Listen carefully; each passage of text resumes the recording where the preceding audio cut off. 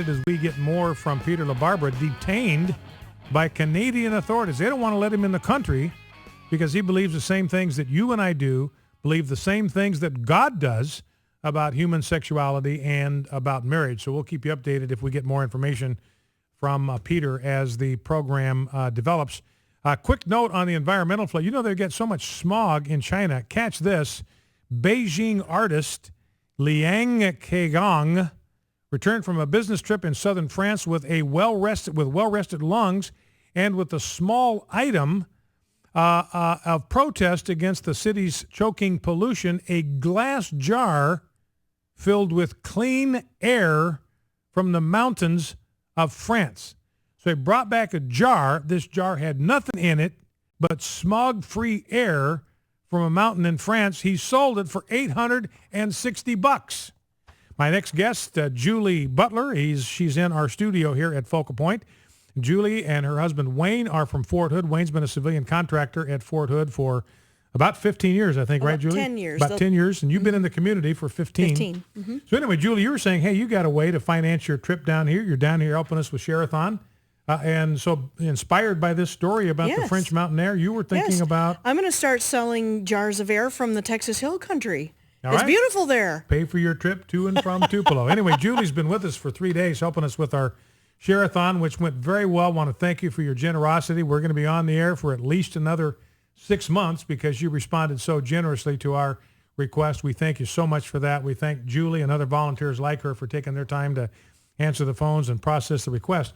Well, Julie, you're getting ready to head back to Fort Hood. And the reason I wanted to chat with you just for a minute, we just had this terrible tragedy down there, this terrible shooting at Fort Hood. And I just wanted to get a feel from you, and as you and Wayne live in that community and interact with the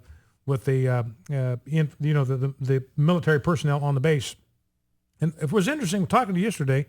You said when you heard about this shooting, everybody in America, the first question that popped into their mind is this an act of Islamic Jihad? Your first reaction was no, you didn't think it had anything to do with Islamic terrorism. Tell us why. That's right. Well, the sense that we got from the media, the local media, of course, I don't watch the national media anyway, but the local media, they were getting some information really quickly, and they were disseminating it rather quickly. And in the Hassan shooting back in 2009, they weren't telling us anything. We had no idea what was going on, and they were very careful about what they let out. And this time, they briefed the congressman on the Homeland Security Committee very quickly, and Representative McCall issued a press release right away identifying who the shooter was. You know, that's interesting, Julie. So what you're saying is what raised your suspicions in 2009 is the military was so secretive, there was so little information that they were releasing.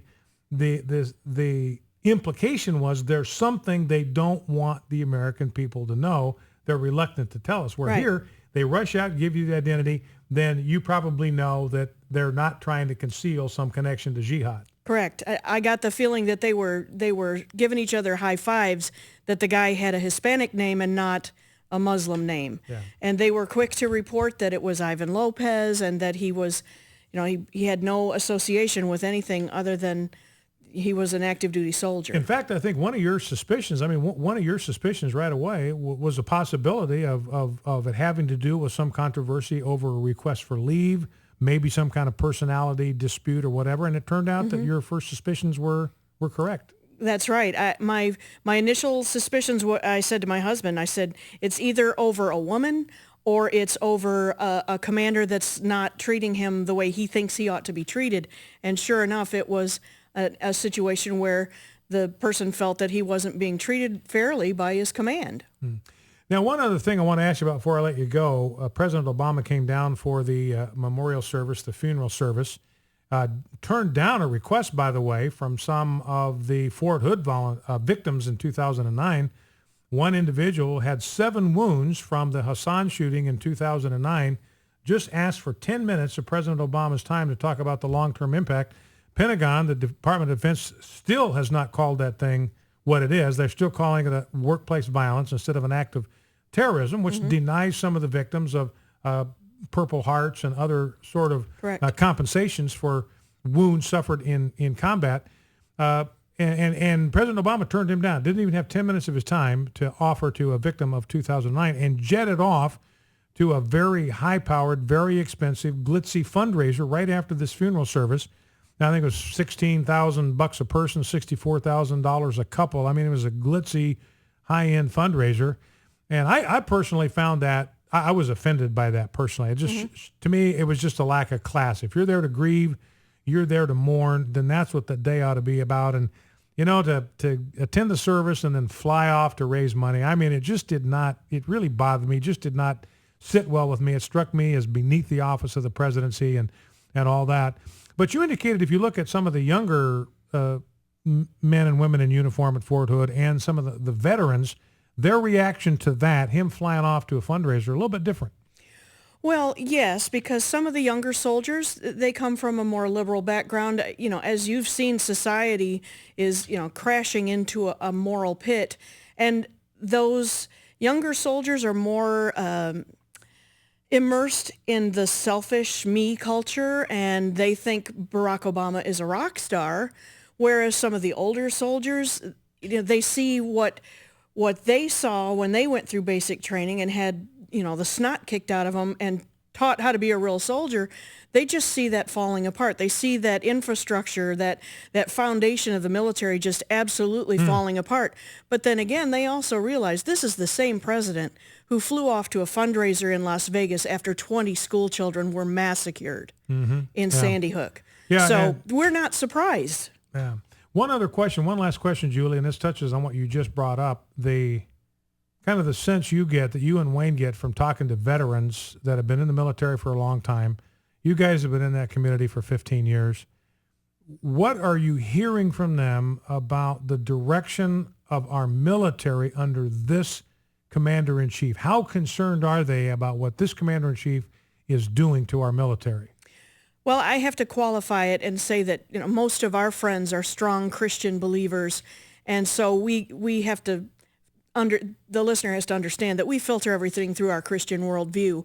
And there's two camps of thought. There are those that are fed up with this commander-in-chief and it's just leaving a bad taste in their mouth and they want nothing more to do with it.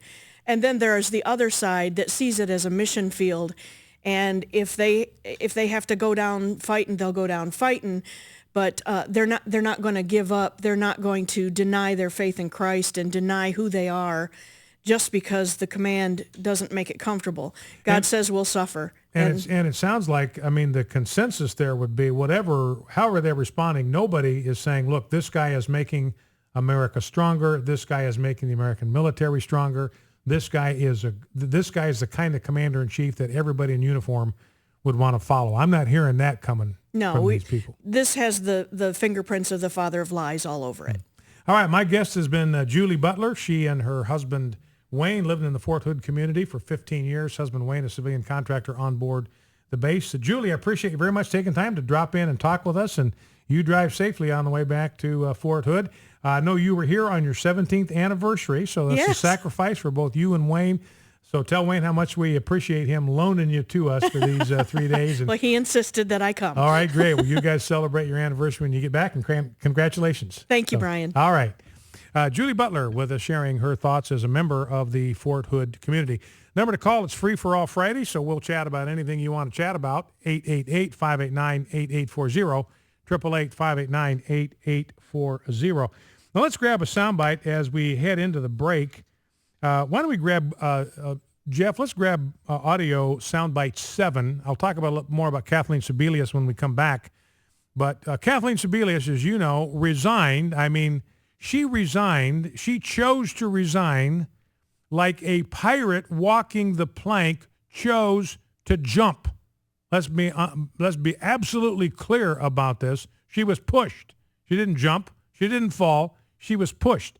But she had her little resignation ceremony today, retirement ceremony, with President Obama and her replacement standing there next to her. And, you know, Kathleen Sebelius, she started this thing with an absolute total technological fiasco. Obamacare, the website never worked from day one. They still haven't built out the back end. Thing is a complete, absolute Chernobyl care disaster. Now listen to, so that's how Kathleen Sebelius started. Listen now to how she goes out. So the personal reward for me at the end of the day are the folks who approach me, the strangers who approach me at a meeting or pass me a note on a plane or hand me a phone with someone on the other end saying thank you. Their stories are so heartening about finally feeling secure and knowing they can take care of themselves and their families. Unfortunately, a page is missing. So I'm just grateful for having had this wonderful opportunity. So Kathleen Sebelius trying to retire with some dignity, and an entire page of her speech was missing. Now, she probably was smart enough after watching her boss for the last 6 years. They probably shouldn't rely on the teleprompter, so she's going to do it the old-fashioned way with printed paper and missing the key page out of her speech. So she starts with huge technological glitch, and she finishes with a huge technological glitch. Free for All Friday, talk about anything that's been in the news this week. We got a lot to catch up on as we've been focused on Share-a-thon over the last 3 days. Number to call if you want to jump into the conversation, 888-589-8840, 888-589-8840. You know, it's interesting talking about Kathleen Sebelius's replacement. Her replacement might get some flack from people on the left, and I'll tell you why. She worked for Walmart up until about a year ago. Her name is Sylvia Matthews Burwell. She served as the president of the Walmart Foundation, the philanthropic arm of Walmart from mid-2011 to early 2013. And what this foundation would do would go into cities where they wanted to put a superstore, and she would grease the palms of local politicians so they would sign off on a Walmart store. So the left probably not going to be too happy with Sylvia Matthews Burwell. Focal Point AFR Talk. Be right back.